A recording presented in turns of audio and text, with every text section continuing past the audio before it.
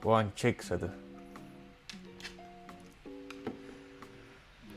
Yes, welcome back to my channel yang akhirnya gue lagi berusaha buat jalanin lagi YouTube ini.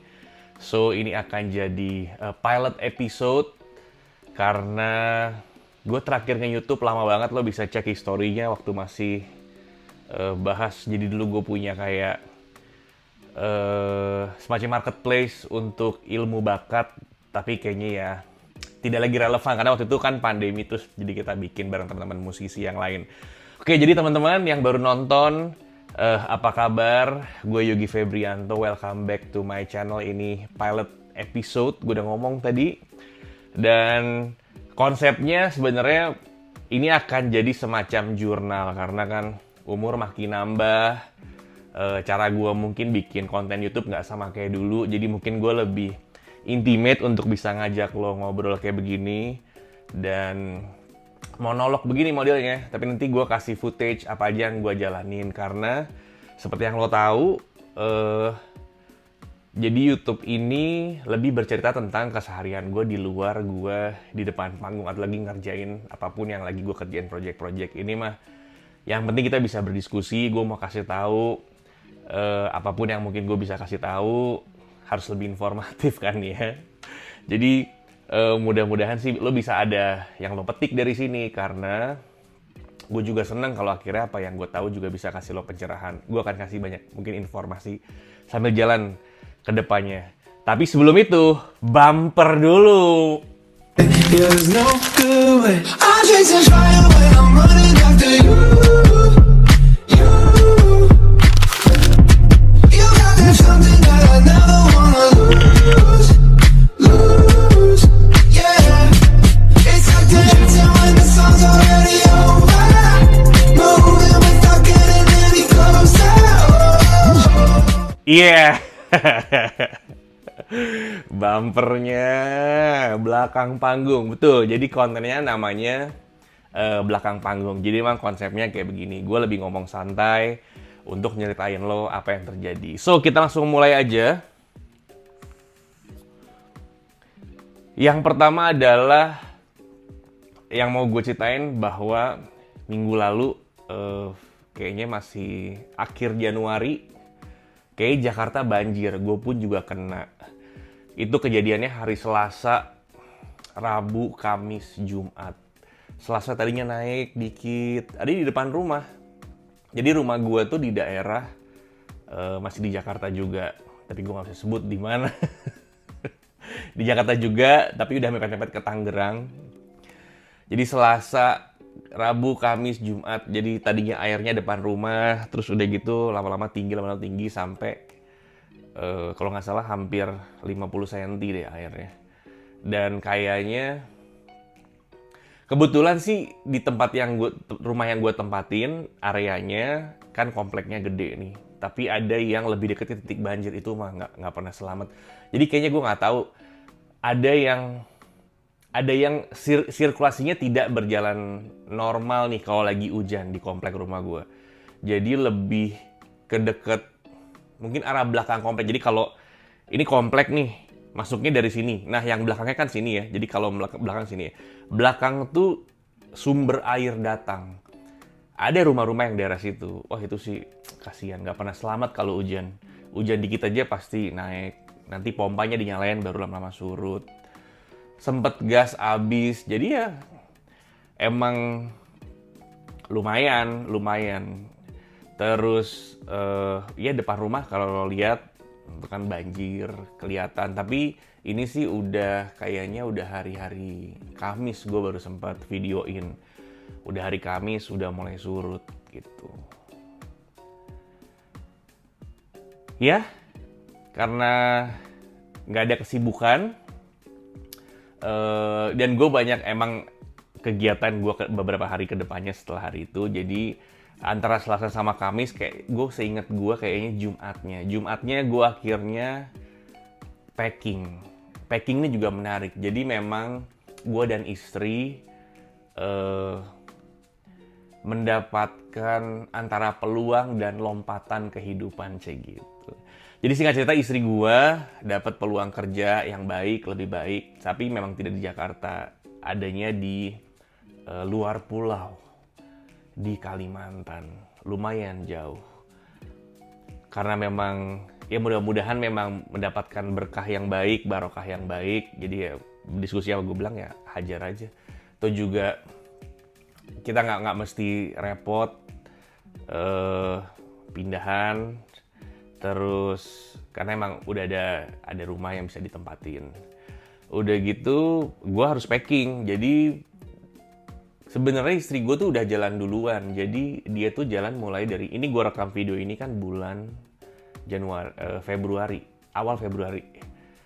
Nah, dia itu dari bulan Oktober, pertengahan Oktober. Jadi udah sendirian di sana, udah lama, kasihan.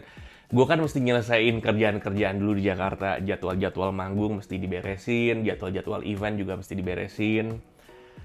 Jadi ya akhirnya baru bisa gue berangkat secara pindah domisilinya ya, tapi mah periuk nasi mah tetap di Jakarta. Periuk nasi tetap di Jakarta, tapi kan kita kan harus membuka semua peluang, semua celah rezeki karena supaya bisa dapat rezeki dari mana aja. Gua nggak tahu.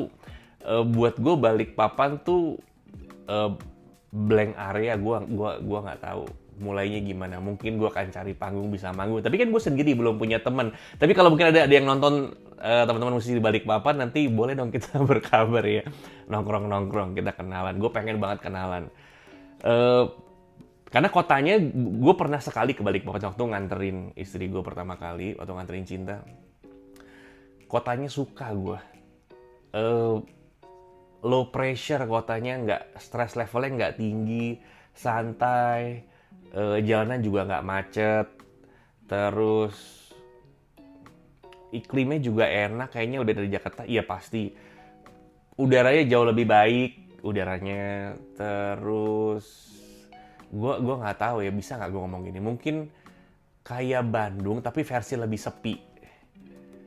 Jadi mungkin lo lebih familiar sama Bandung. Kayak versi lebih sepi, tapi banyak coffee shop, banyak tempat nongkrong. Oke lah. Oke, gue suka, gue betah di Balikpapan, seneng gue. Jadi akhirnya gue packing, tentunya karena mungkin domisili pindah, jadi gue emang bawa beberapa equipment, equipment recording khususnya, kayak kabel-kabel gue bawa, terus headphones, terus pokoknya kebutuhan untuk recording karena mungkin gue juga akan bikin lagu di sana. Siapa tahu gue bisa buka jasa recording di Balikpapan juga. We never know, right? Jadi mungkin juga akan gue bisa rekaman. Karena gue rencananya juga mau rekaman single ketiga sih. Jadi mau bikin coba demonya dulu di rumah. Terus kayaknya nggak kesorot adalah soundcard gue. Soundcard legend pada masanya. Namanya Line 6 KB37. Jadi udah ada soundcard sama ada MIDI-nya 37 key. Oke banget. Kayak fotonya bisa gue tampilin kayak apa. Dan akhirnya selesailah packing. Kenapa nggak bawa alat musik? Udah, jadi waktu gue berangkat pertama, gue udah bawa gitar. Kalau hari-hari gue biasanya di Jakarta, gue lebih nyanyi sambil main keyboard atau keyboard pianoan gitu, piano digital. Kayaknya gue mau ngegitar di Balikpapan kalau ada peluang ya. Jadi, karena emang gue dari dulu main gitar. Zaman masih gue jadi pengamen. Zaman masih ngamen, gue main gitar tentu. Setiap hari sambil nyanyi. Jadi ya gue kangen main gitar. Mau apa ya, refreshment lah. Main gitar. Tapi gitarnya udah duluan. Gue punya gitar akustik. Lokal, bagus. Mereknya Cowboy, bagus. Nylon string, enak. Pokoknya bagus. Dah, itu hari Kamis Jumat gue packing. Sabtunya gue mulai Sabtunya gue ada jadwal dengan Acoustic Fusion.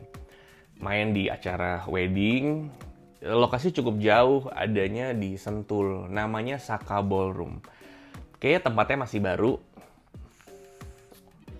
Belum banyak yang tahu mungkin, tapi ini kesempatan gue juga buat ngenalin Saka Ballroom juga oke. Kalau lo cari tempat yang kayaknya secara rentang harga tidak terlalu mahal dibanding hotel ballroom yang lainnya.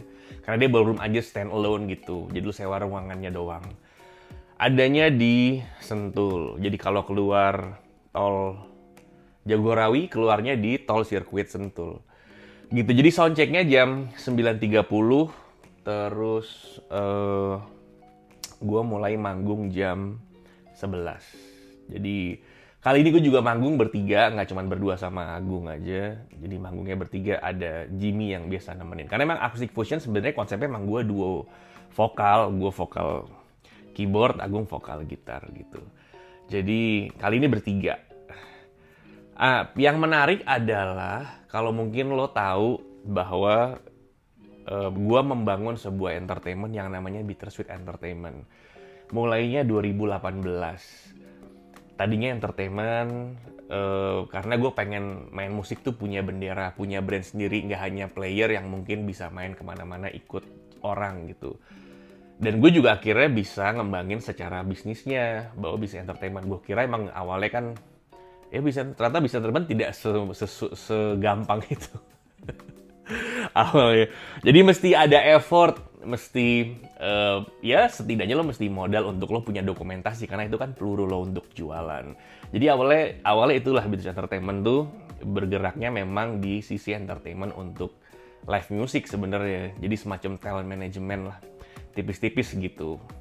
Nah akhirnya gue punya mimpi karena gue dalemin event-event, terus gue juga sekian lama juga pernah kerja di venue. Akhirnya gue coba meningkatkan kualitas dari sisi bisnis si Bittersweet Entertainment ini. Tadinya cuma entertainment, terus ada studionya, bisa punya klien visual, audio, recording, apa segala macem. Terus akhirnya sekarang gue bergerak ke dunia wedding lah si Bittersweet Entertainment ini. Dengan gue berrelasi dengan banyak teman-teman, karena gue coba juga networking juga dengan yang baik, networking juga dengan teman-teman semua, akhirnya punyalah relasi-relasi yang akhirnya bisa gue ajak kolaborasi. Jadi sekarang Bittersweet Entertainment punya paket all-in wedding. Tidak hanya entertainment, jadi satu harga sudah mencakup dekor, catering, foto video, make up, busana, terus sama entertainment tentunya. Apalagi ya, MC,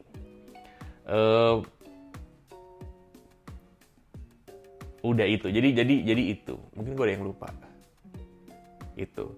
Dan saat video ini juga direkam, Bittersweet Entertainment juga sekarang berpartner dengan sebuah gedung untuk dikelola di sisi marketingnya. Karena memang ada sebuah gedung, ada sebuah ballroom. Tapi gue nggak mau spill di sini, itu buat nanti aja ceritanya, jangan usah dikeluarin semua. Sambil berjalan, karena nanti juga bisa lihat seperti apa. Tapi kira-kira itulah, jadi gue manggung di Saka Ballroom itu. Bittersweet Entertainment. Terus eventnya seru, asik, dekornya juga bagus. Alhamdulillah gue lega. Jadi memang waktu klien datang, udah beli paket all-in-nya ke kita, terus dia udah pilih segala macam, dan gue seneng. Gue juga ngeset benchmark juga yang oke, jadi sesuai ekspektasi gue. Dengan harga yang oke loh, Bittersweet Entertainment harga paket weddingnya oke. Kalau lo mau tahu, lo bisa cek Instagramnya Bittersweet Entertainment. Nanti bisa hubungin yang ada nomor di situ. Udah itu, manggungnya seru. Ada beberapa requestan yang datangnya H-1, ya mungkin pengantinnya banyak kesibukan ya.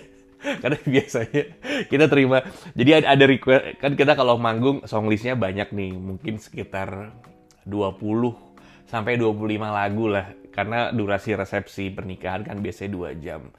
Jadi manggung, udah gitu biasanya pengantin tuh suka minta request, ada lagu entrance-nya apa, lagu games-nya apa, mau dong lagunya ini, dia pilih sendiri. Jadi kita bisa pakai playlist dia.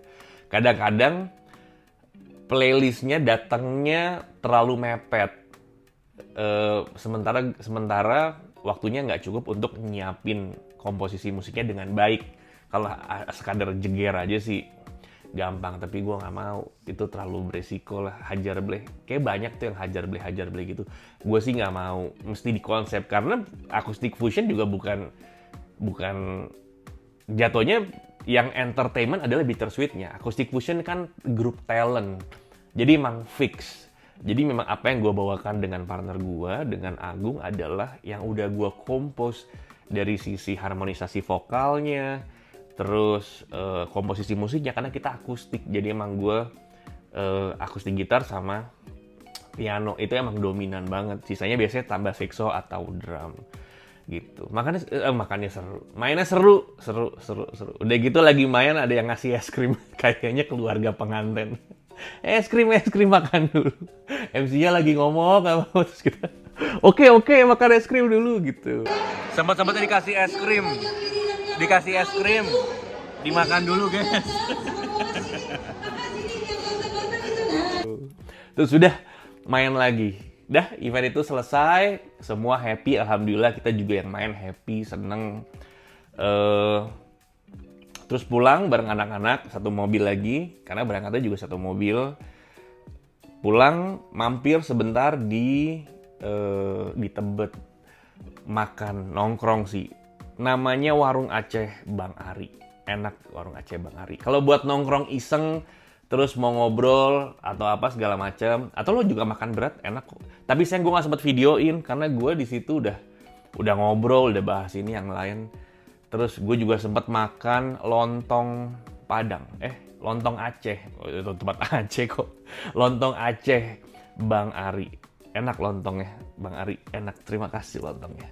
Emang gue kepengen makan lontong, enak, lontong sayur gitu modelnya, enak. Oke, hari itu selesai, semua bubar jalan, dan tibalah hari Minggu. Gue berangkat ke bandara pagi-pagi. Teduh sekali bandara pagi-pagi, nggak terlalu banyak orang. Gue flight jam 8.30, terus boardingnya nggak lama. Gue sih emang bawa banyak barang, jadi ada 2 koper, yang gede, yang kecil. Ransel, isinya laptop. Terus koper yang gede isinya perlengkapan recording. Koper yang kecil baju. Sama waist bag. Wah, obat-obatan kecantikan ya. Waist bag isinya. Udah personal things gitu. Udah, terus check-in beres, masuk. Dan gue bersyukur bahwa gate-nya bukan gate 23. Kali ini gate-nya cukup bersahabat. Gate-nya gate 13. Jadi jalannya nggak kayak orang kebelet boker. biasanya lama banget. Jalannya capek. Gue pernah dapet gate paling ujung, ya Allah. Ngeri kan? Sekarang gate 13. Kayaknya gue pernah gate. Kayaknya Terminal 3 tuh ujungnya gate 23. Gue pernah gate 23, buset deh. Tapi untungnya gate 13 gue. Dah, setelah itu gue duduk nyantai, terus sambil dengerin podcast di handphone pakai AirPod. Sudah nggak lama dibuka, mulai boarding, terus take off lah. Alhamdulillah, kayaknya tapi mungkin banyak angin pagi-pagi, jadi agak dikit-dikit. Terus diestimasikan bahwa jam 11 siang gue sampai Balikpapan. Gue tahu nih, yang Balikpapan pasti makan siang nih, karena Cinta pasti udah makan siang. Karena dia bilang paginya dia sempat jalan pagi, pasti lapar, dia nggak makan. Akhirnya di pesawat pilihannya nasi kuning dan ikan rica atau omelet. Udah gue omelet aja.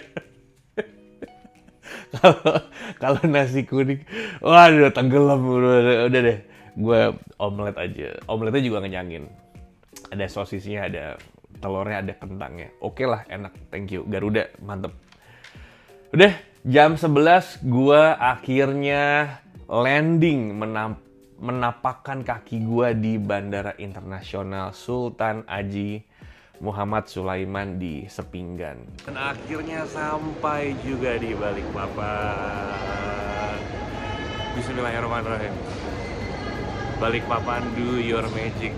Mudah-mudahan terbuka rezeki semua di sini dan dimanapun buat teman-teman semua. Udah kelihatan tuh suasana bandaranya. Bukan bandara seperti Bandara Soekarno-Hatta, memang lo tahu bandara di daerah yang biasa tidak sebesar bandara di Soekarno-Hatta, tapi cozy, bandaranya enak. Udah gitu disambut live musik sape namanya. Gue juga baru tahu nama itu, alat musik kesenian Kalimantan tuh namanya sape. Bagus juga, pinter yang pada suka main itu tuh, respect, keren. Udah, terus akhirnya dijemput sama Cinta, jalan. Welcome back. Udah sampai. Gimana rasanya? Udah nyampe Balikpapan lagi. Senang dong. Jujur memang kan gue udah pernah ke Balikpapan sebelumnya. Dan konon katanya, kalau lo ke Kalimantan, terus lo minum air dari Kalimantan, minum air asli sini, lo akan kembali merindukan untuk datang ke sini. Dan kayaknya bener itu kejadian gitu, kangen. Apakah ada bini di sini, nggak tahu yang rekam HP itu. Asik. Makan dulu capek guys. Kok makan dulu capek, makan dulu lapar. Katanya makan apa, Cinta? Coto. Asik, rekomendasi Cinta ya. Yoi. Enak ya. Enak bingit. Terus lapar. Gue tanyain mau makan apa. Kalau dia nggak ada clue sih, gue pengennya makan Padang, karena udah lama nggak makan Padang kayaknya. Gue nggak tahu ya. Pertamanya gue ke Balikpapan, nasi Padang di Balikpapan rata enak semua. Ya kalau di Jakarta relatif lah ya. Tapi buat gue semua gue suka. Semua. Karena gue emang anak warung dari dulu, suka makan di warung. Zaman ngekos ya makan Padang apa segala macam. Tapi akhirnya dia menentukan pilihan. Akhirnya dia pilih ada satu soto dekat rumah enak. Akhirnya gue ke situ lah. Dekat ke rumah. Jadi di Grand City, soto apa namanya? Cak Gurih namanya. Soto ayam Cak Gurih. Enak. Ada kayak bihun-bihunnya gitu. Enak sotonya.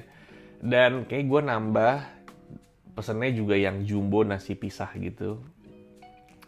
Enak, tempatnya juga enak. Dan kayaknya tempatnya itu kalau malam lebih enak lagi, karena kalau siang kan panas tuh, emang dia di ruko. Kalau malam di depannya dikasih meja-meja lagi, jadi outdoor gitu, enak. Harusnya emang coba nanti lain waktu makannya malam. Seru kayaknya makan malam. Udah siang, habis makan, pulang, tepar, tidurlah gue. Karena ya 2 hari bangun pagi. Waktu ke Sentul juga tadi pas mau manggung hari Sabtu kan bangunnya pagi. Jam berapa gue udah bangun tuh. Terus siap-siap, berangkat. Jam 9 udah nyampe di Sentul waktu itu. Ini juga flight pagi. Walaupun bukan first flight, tapi lumayan. Akhirnya tidur, siang, nggak kemana-mana.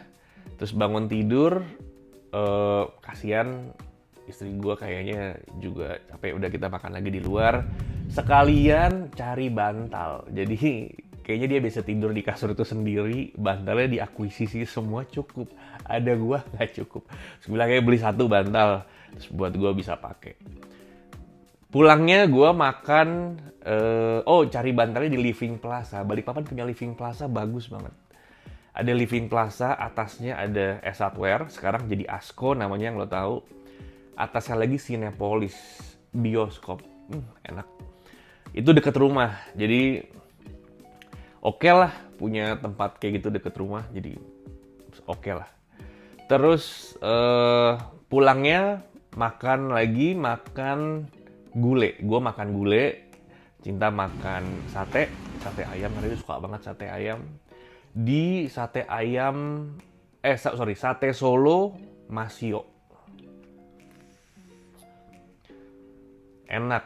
Tempatnya sih sepi, tapi gue yakin Gojeknya jalan banget itu tempat.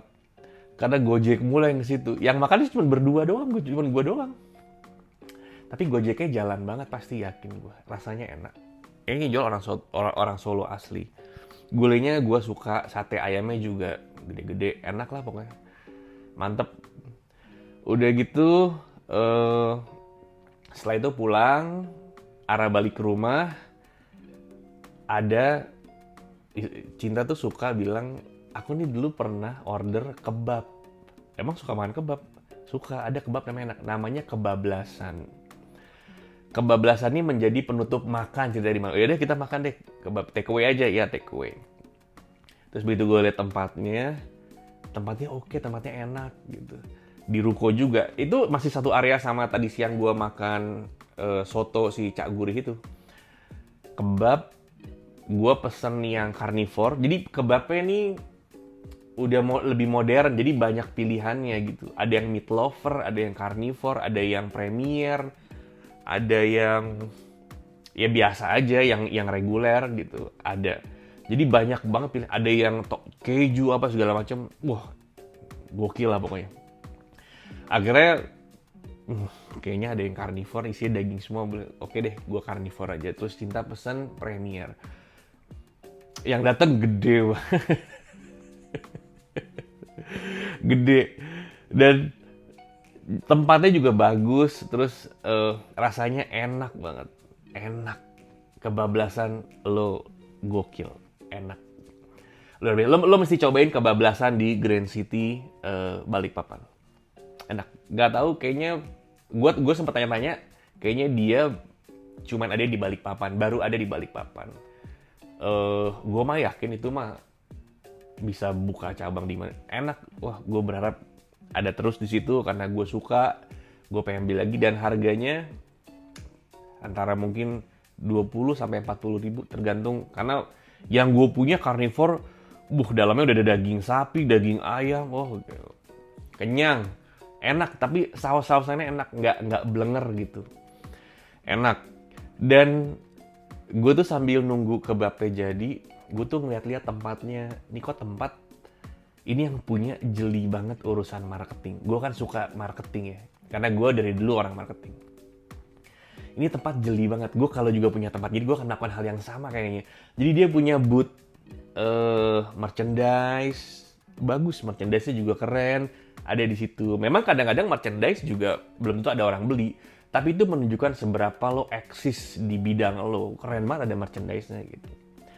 Merchandise, terus dia tempatnya dipikirin banget apa segala macam, posisi menunya, posisi ininya. Ada yang gede kayak di belakang di tembok tuh ada menu unggulan-unggulannya dia apa segala macam. Menunya juga mudah dibaca, warnanya juga enak di mata.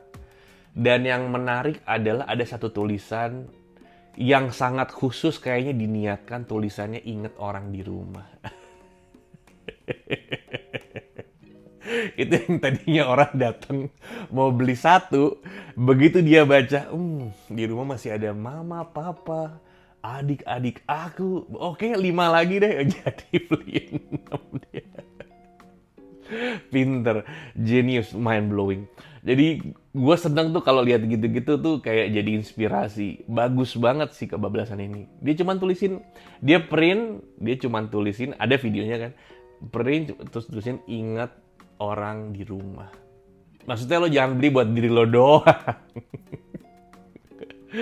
Bagus banget. Dan gue happy lah hari itu. Akhirnya gue tiba di Balikpapan.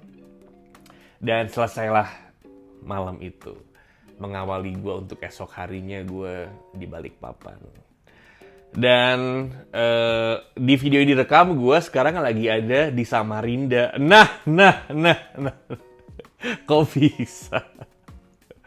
Tapi gue gak mau bahas sekarang. Gue bahas di episode berikutnya aja. Yang pasti itu aja kegiatan gue. Mungkin banyak yang bisa gue ceritain lagi terkait apa yang gue kerjain, usaha gue. Bisa tukar pikiran. Karena abis ini juga masih banyak mungkin yang bisa gue buka ke teman-teman semua. Apa aja yang gue jalanin, apa aja yang menjadi modal gue mencari rezeki. Medium-mediumnya apa aja. Oke, sampai sini aja. Gue terima kasih buat lo semua udah nonton sepanjang ini. sudah bertahan. Kalau lo suka, lo bisa share. Kalau lo juga senang, lo bisa bantu gue, lo bisa dukung gue dengan lo subscribe channel gue, lo likes. Lo bisa komen apapun. Kalau tadi ada yang gue makan kemana aja, kasih gue rekomendasi, lo komen ya, lo tulis komen di mana aja. Terus kalau ada musisi Balikpapan, gue dengan senang hati gue bisa kenalan. Thank you so much. Jadi thank you, sampai sini aja guys. Sampai ketemu di episode 2 nanti. Bye-bye.